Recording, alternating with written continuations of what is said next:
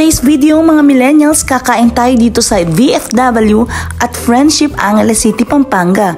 Kaya kasama ko ang aking mga friends. Tara, pasok na tayo mga millennials. Nang makita nyo na ang loob ng VFW, American foods nga pala ang ino-offer ng VFW restaurant. Pagkapasok ko pa lang, nalalanghap ko na ang amoy ng mga steaks, ribs. Looks delicious ang cookies na ito, parang bagay na bagay sa coffee. Simple but elegant din ang kanilang place. Pero syempre, like and subscribe nyo muna ang aking YouTube channel mga millennials. Silipin natin ang mga menu nila guys.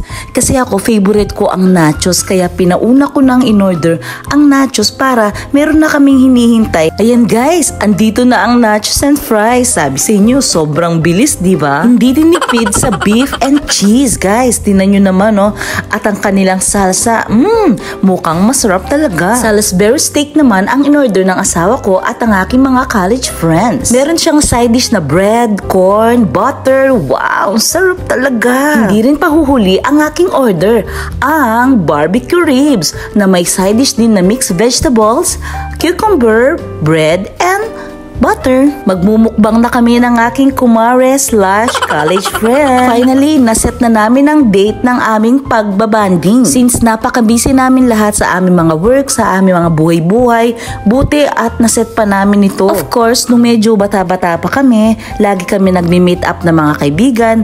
Pero dahil medyo nagkakaedad na tayo, nalilesa na yung meet up. Usually, every 6 months na lang yung meet up namin mga friends. Lalong-lalo na yung mga iba naming kaibigan nasa abroad na.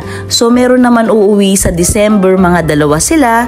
The rest andun pa rin sa abroad, so hindi pa rin kami kumpleto. Mahalaga, hindi nawawala ang communication namin sa aming group chat. Imagine guys, from first year college up to now, magkakaibigan pa rin kami. Merong mga nagbago ang looks, ang way, pero ang friendship guys, na-maintain namin. Teka, hanap nga ako ng mga throwback pictures namin. Katuwaan lang to guys. By the way, sobrang busog na namin. Eto nga naubos na namin. Syempre, hindi mawawala ang picture-picture. Shoutout nga pala kay Julie and Aldea, ang aking mga kumaring magaganda. Ito nga pala ang mga throwback pictures namin. Kaya shoutout kay Valerie, kay Melvin, kay Chad, pati na rin kay Bianca, kay Michelle, since nasa abroad ang mga yon, kaya wala sila dito. Ito palang nasa tabi ko si Valerie, ang aking maid of honor nung kasal ko. Actually, nung college days namin, palibot na talaga kami guys.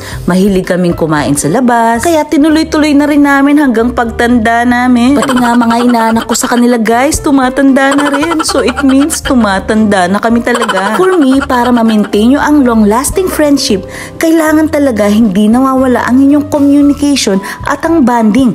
Kahit madalang lang kayo magkita, as long as ang communication is continuous. For me, para ma-maintain nyo ang healthy at walang toxic na friendship, kailangan talaga merong respect and no competition at all. Be happy with their success. Ma-maintain nyo talaga ang long-lasting friendship kapag meron kayo nito. Hopefully, this December, 2 ang uuwi sa kanila from abroad. Super throwback na mga picture namin dito guys. Kayo, ano masasabi nyo? Marami bang nagbago sa aming look? Thank you for watching!